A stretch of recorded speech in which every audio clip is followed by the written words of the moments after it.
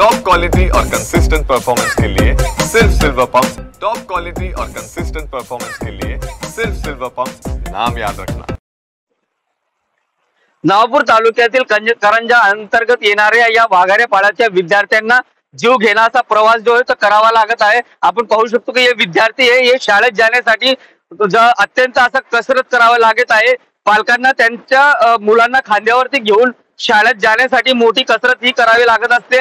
ही पाहू शकतो की ही नेशू नदी आहे आणि या नेशू नदीच्या पाणी पातळीतून या विद्यार्थ्यांना जीव घेण्याचा प्रवास करून शिक्षणासाठी पोहोचावे लागत असतं। एकीकडे शिक्षण हे वाघिणीचे दूध समजलं जात असतं, परंतु या शिक्षणासाठी जर विद्यार्थ्यांना आपल्या जीवावरती अशा कसरत करून जर शिक्षण घ्यावं लागत असेल तर आदिवासी बांधवांच्या या मुलांनी किती दिवस या कसरत करावी असा देखील प्रश्न उपस्थित केला जात आहे। एकीकडे राज्य सरकार आणि विरोधक मराठी आणि हिंदी भाषावरनं वादविवाद जो आहे तो सुरू आहे, परंतु आदिवासी पाड्यातील या विद्यार्थ्यांच्या शिक्षणासाठी आणि या शिक्षणासाठी मिळणाऱ्या दर्जेदार सुविधांकडे कोण लक्ष देईल असा देखील प्रश्न आता उपस्थित होत आहे। मी करंजवाडी गावचे सरपंच आहे आणि माझं नाव आहे मी गायत्री गणेश वसावे आणि मी सरपंच म्हणून माझं सांगणं एवढंच आहे की करंजवाडी गावाच्या लगत ही नेसू नदी आहे आणि नेसू नदीच्या लगतच हे वाघेरा वस्ती म्हणून छोटंसं गाव आहे। ते 200-250 लोक आहेत आणि त्या लोकांना एवढा त्रास सहन करावा लागतो कारण पावसाळ्याच्या दिवसात एक भयंकर असा पूर येऊन जातो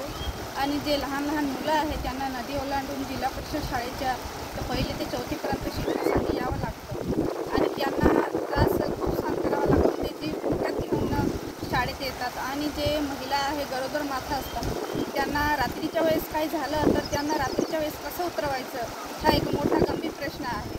तर शासनानं आम्ही अजून 2-3 वेळा न्यूज पण दिली आहे, शासनाने आमच्या गावाकडे काही लक्ष दिलं नाही असं वाटत आहे आमचं।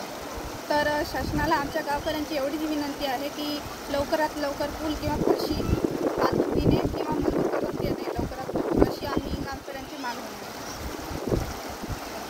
नमस्कार, माझे नाव अविनाश गावित, मी खांडबारा गावाचे सरपंच आहे। हे करंजवाडी गाव आहे, त्या गावाला लागून एक नेसू नदी वाहते। नेसू नदीच्या अलीकडे एक वाघारा वस्ती आहे, तिथं 30 घरं आहे आणि 150 लोकसंख्या आहे। तर ते लोक रोज कुठलीही बी त्यांना दळणवळणाची गोष्टीसाठी नदी क्रॉस करून जावं पडते। खास करून जे विद्यार्थी लहान लहान मुलं शिक्षणासाठी, जे आमच्या आदिवासी समाजाचे विद्यार्थी शिक्षणासाठी रोज नदी ओलांडून स्वतःच्या जीव धोक्यामध्ये घेऊन नदीच्या त्या साईडला जातात।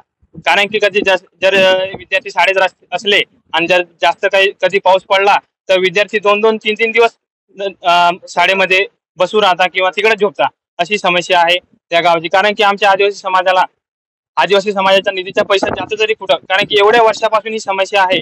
तर याचे सोल्युशन कधी होणार हे आम्हाला प्रश्न पडलेला आहे। कारण की शासनाने इथे लक्ष देऊन लवकरात लवकर हे प्रत्येक आदिवासी समाजाचा प्रश्न पडलेला आहे की याला कधी हे सोल्युशन होणार। तर लवकरात लवकर प्रशासनाने लक्ष देऊन याच्याकडे लक्ष देऊन मार्ग लावावा एवढीच आमची विनंती आहे। कारण की छोटा ब्रिज नाही तर एक छोटा पुलाची तरी व्यवस्था करून द्यावी अशी आमची मागणी आहे।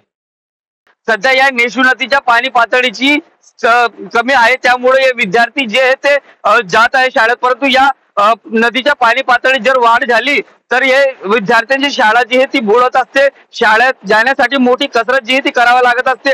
करंजाळीचा हा जो वस्ती ही, या वस्तीमध्ये जवळपास 200 पेक्षा अधिक लोक राहतात। त्या लोकांच्या मुलांना शाळेत जाण्यासाठी मोठी कसरत जी आहे ती करावी लागत आहे। त्यामुळे मायबाप शासनाने आणि प्रशासनाने याकडे तातडीने लक्ष द्यावं अशी काहीशी माफक अपेक्षा जी आहे ते या विद्यार्थ्यांकडून केली जात आहे। गेल्या 2 वर्षापासून या पुलाची मंजुरी मिळालेली आहे, परंतु या पूल तयार करण्यासाठी प्रशासनाचे किंवा शासनाचे यांना वेळ मिळालेला नाही। त्यामुळे या विद्यार्थ्यांसाठी आता कुठेतरी वेळ काढावा आणि इथं पूल तयार करावे अशी अपेक्षा जी आहे या चिमुकल्यांच्या वतीने होताना दिसून येत आहे।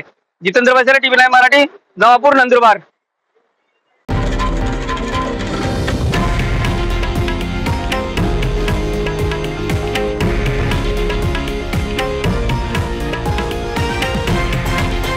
हे आहे देशातील नंबर 1 न्यूज नेटवर्क आणि आपण पाहत आहात TV9 मराठी, एकमेव।